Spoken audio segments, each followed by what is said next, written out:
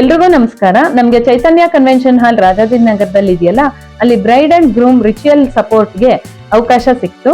ಅದಕ್ಕೆ bride and groom ಎರಡೂ ಕಡೆಗೆ ಮಾಡಕ್ಕೆ ಅವಕಾಶ ಸಿಕ್ಕಿದ್ರಿಂದ ಎರಡೂ ಕಡೆ ಐಟಮ್ಸ್ ತಗೊಂಡು ಹೋಗಿ ಅಲ್ಲಿ ವೆಡ್ಡಿಂಗ್ ಇವೆಂಟ್ ಪ್ಲಾನಿಂಗ್ ಮಾಡಿದ್ವಿ.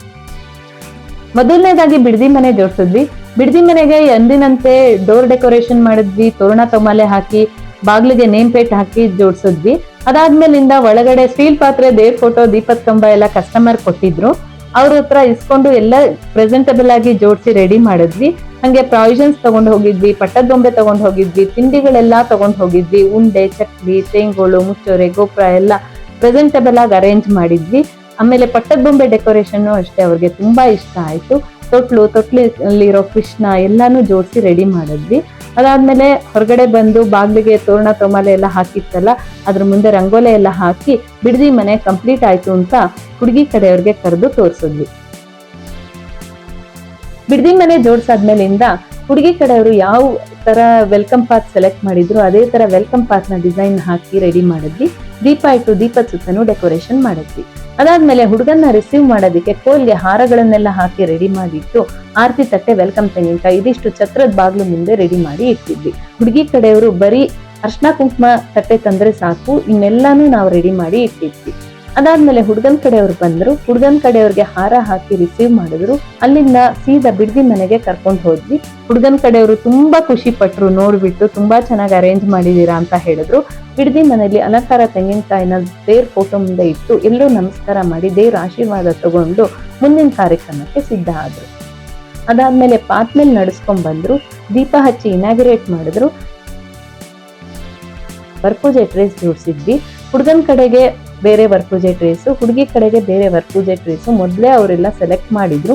ಅದ್ರ ಪ್ರಕಾರನೇ ಹುಡುಗನ್ ಕಡೆಗೆ 12 ವರಪೂಜೆ ಟ್ರೇಸು, ಹುಡುಗಿ ಕಡೆಗೆ 12 ವರಪೂಜೆ ಟ್ರೇಸು ಎಲ್ಲ ಜೋಡಿಸಿ ಅಂದವಾಗಿ ರೆಡಿ ಮಾಡಿ ಇಟ್ಟಿದ್ವಿ. ಅದಾದ್ಮೇಲಿಂದ ವರಪೂಜೆಗೆ ಟ್ರೇಸ್ ಡಿಸ್ಟ್ರಿಬ್ಯೂಷನ್ ಆಯ್ತು. ವರಪೂಜೆಗೆ ಟ್ರೇಸ್ ಎಲ್ಲ ಅವ್ರ ರಿಲೇಟಿವ್ಸ್ ಎಲ್ಲಾರು ಒಬ್ಬೊಬ್ರು ಒಂದೊಂದು ಟ್ರೇಸ್ ಹಿಡ್ಕೊಂಡ್ಬಂದು ಹುಡುಗಂಗೆ ಹುಡುಗಿಗೆ ಕೊಟ್ಟು ತುಂಬಾ ಚೆನ್ನಾಗಿ ವರಪೂಜೆನ ಮಾಡ್ಕೊಂಡ್ರು. ವರಪೂಜೆ ಅಂತೂ ತುಂಬಾ ಗ್ರ್ಯಾಂಡ್ ಆಗಿ ಬಂತು.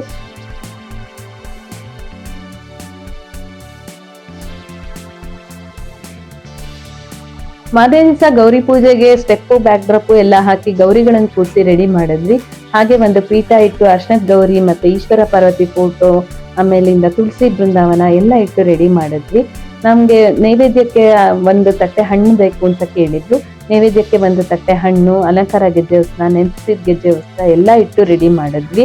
ಹುಡುಗಿ ಕೂತ್ಕೊಂಡು ಪೂಜೆ ಮಾಡಕ್ ಒಂದೇ ಬಾಕಿ ಇತ್ತು, ಅಷ್ಟು ರೆಡಿ ಮಾಡಿ ಇಟ್ವಿ. ಹುಡುಗಿ ಕೂಡ ಟೈಮಿಗೆ ಸರಿಯಾಗಿ ಬಂದು ಕೂತ್ಕೊಂಡು ಗೌರಿ ಪೂಜೆ ಸ್ಟಾರ್ಟ್ ಮಾಡಿದ್ರು. 5 ಮೊರದ ಬಾಗ್ನ ಕೂಡ ರೆಡಿ ಮಾಡಿದ್ವಿ. ಅವ್ರು ಹೇಳ್ದವ್ರಿಗೆ 5 ಜನಕ್ಕೂ ಮೊರದ ಬಾಗ್ನ ಕೊಡ್ಸಿ ಆಯ್ತು. ಅದಾದ್ಮೇಲಿಂದ ಕಾಶಿ ಯಾತ್ರೆಗೆ ರೆಡಿ ಮಾಡಿದ್ವಿ. ರಂಗನಾಥ ಮಲಗಿರೋದು, ಆಮೇಲೆ ಲಕ್ಷ್ಮಿ ಕಾಲ್ ಒತ್ತುತ್ತಿರೋದು, ಈ ತರದ ಕಾಯಿನ ಸೆಲೆಕ್ಟ್ ಮಾಡಿದ್ರು. ಹಂಗೇನೆ ಅದಕ್ಕೆ ತಕ್ಕನಾಗಿ ಛತ್ರಿ, ಕೋಲು, ಕಾಯಿ, ಬೀಸಂಗೆ ಎಲ್ಲ ರೆಡಿ ಮಾಡಿ ಇಟ್ಟಿದ್ವಿ.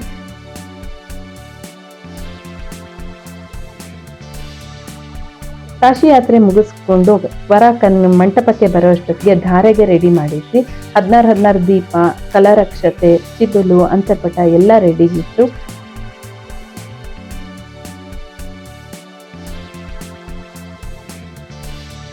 ಹಾಗೇನೆ ಹುಡುಗಿನ ಕರ್ಕೊಂಬರಕ್ಕೆ ಧಾರೆ ಪಾತ್ ಕೂಡ ಹಾಕಿದ್ವಿ. ಒಂದು ಫ್ಲವರ್ ಚಾದರ್ ಕೂಡ ಇಟ್ಟಿದ್ವಿ. ಸೋದ್ರ ಮಾವ ಹುಡುಗಿನ ಚಾದರ್ ಕೆಳಗಡೆ ಪಾತ್ ಮೇಲೆ ನಡೆಸ್ಕೊಂಡು ಬಂದ್ರು. ಧಾರೆಗೆ 5 ಕಲರ್ ಅಕ್ಷತೆ ತಲೆ ಮೇಲೆ ಹಾಕೊಂಡು ಎಲ್ಲ ತುಂಬಾ ಚೆನ್ನಾಗಿ ಮಾಡ್ಕೊಂಡ್ರು. ಅದಾದ್ಮೇಲಿಂದ ಎಲ್ಲರ ಆಶೀರ್ವಾದ ಆಯ್ತು. ಕಂಕಣ ಕಟ್ಟಿಸೋ ಶಾಸ್ತ್ರ ಆಯ್ತು. ಕಂಕಣ ಕಟ್ಟಿಸಾದ್ಮೇಲಿಂದ ಮಾಂಗಲ್ಯ ಧಾರಣೆ ಆಯ್ತು. ಮಾಂಗಲ್ಯ ಧಾರಣೆ ಆದ್ಮೇಲೆ ನಾಗೋಲಿ ಲಾಜ ಹೋಮ ಇತ್ತು. ಅದಕ್ಕೆ ಪುರೋಹಿತರು ಅವ್ರ ಐಟಮ್ಸ್ ಅವರೇ ತಂದ್ರು, ಅವರೇ ಎಲ್ಲ ಮಾಡಿಸಿದ್ರು.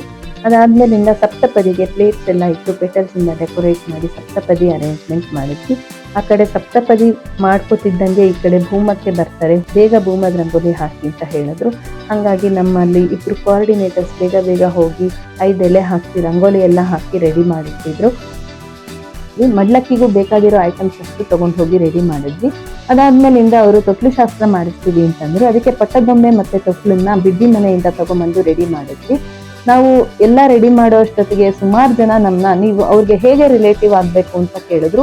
ಆ ತರ ನಾವು ಅವ್ರ ರಿಲೇಟಿವ್ಸ್ ಅಲ್ಲೇ ಒಬ್ರಾಗಿ ಓಡಾಡಿ ಎಲ್ಲಾ ಕಾರ್ಯಕ್ರಮವನ್ನು ಮಾಡ್ಕೊಟ್ಟು ಬಂದ್ವಿ. ನಿಮ್ಮನೇಲೂ ಮದ್ವೆ ನಡೀತಾ ಇದೆಯಾ? ನೀವು ರಿಚುವಲ್ ಸಪೋರ್ಟ್ ಮಾಡೋರ್ ಬೇಕು ಅಂತ ಹುಡುಕ್ತಾ ಇದ್ದೀರಾ?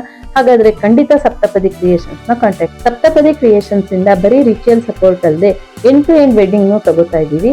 ಅಂದ್ರೆ catering service, photography service, beautician service, venue booking, ಪ್ರತಿಯೊಂದು ನಾವೇ ಎಂಡ್ ಟು ಎಂಡ್ ಮಾಡ್ಕೊಡ್ತೀವಿ. ಆ ತರ ಅವಶ್ಯಕತೆ ನಿಮ್ಗೆ ಏನಾರ ಇದ್ರೆ ಖಂಡಿತ ಸಪ್ತಪದಿ ಕ್ರಿಯೇಷನ್ಸ್ ನ ಕಾಂಟ್ಯಾಕ್ಟ್ ಮಾಡಿ.